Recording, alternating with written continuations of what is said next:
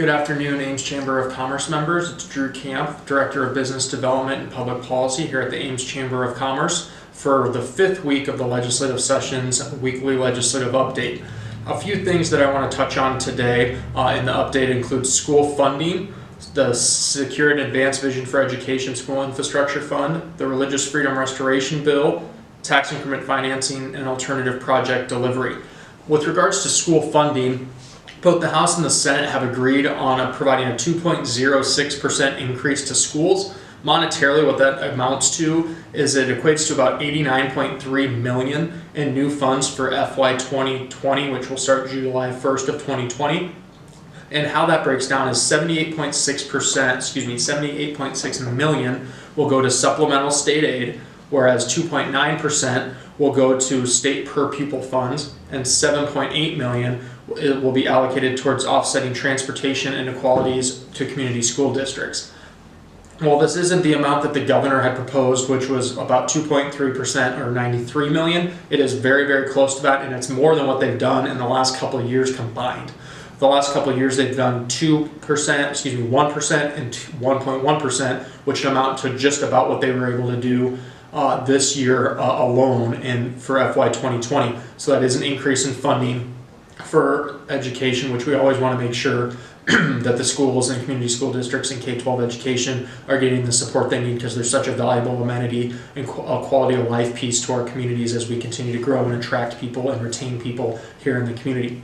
Along those same lines, the Save and Advance Vision for Education Fund, which is the school infrastructure sales tax penny, while that didn't receive any action this week, there was a fiscal note that was that was put out last Friday that speaks to the bill, and it really does continue to look like that will get fully funded going into the remainder of session. We have no reason to believe that extension, will not happen, to push it to 2051 and give the school districts more certainty as they look to bond out infrastructure projects, and we'll continue to be supportive of that bill.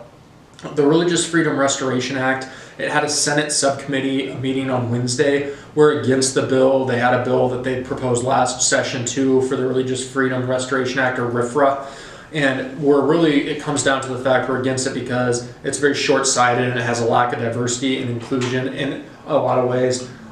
Shows a possible disability to discriminate, and that's something we'll never support that bill. And as I said last week, it's also concerning to businesses. A lot of businesses won't locate in states that have bills like this on the docket, nor will groups such as the NCAA. They don't want to have their operations in the state if they have a bill like that had passed the legislature. So we'll continue to advocate against that bill moving forward, and hopefully it will not make it through the funnel the first week of March.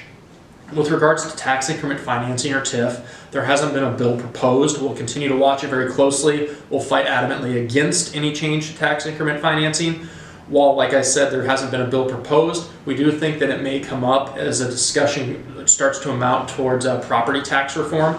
So not only will we watch any piece of the discussion about overall property tax reform as it's a key issue, we'll also watch for any discussions they have about TIF or property tax backfill and that as well, because it's hugely important to local control and economic and community development organizations to continue to move their goals and ambitions forward.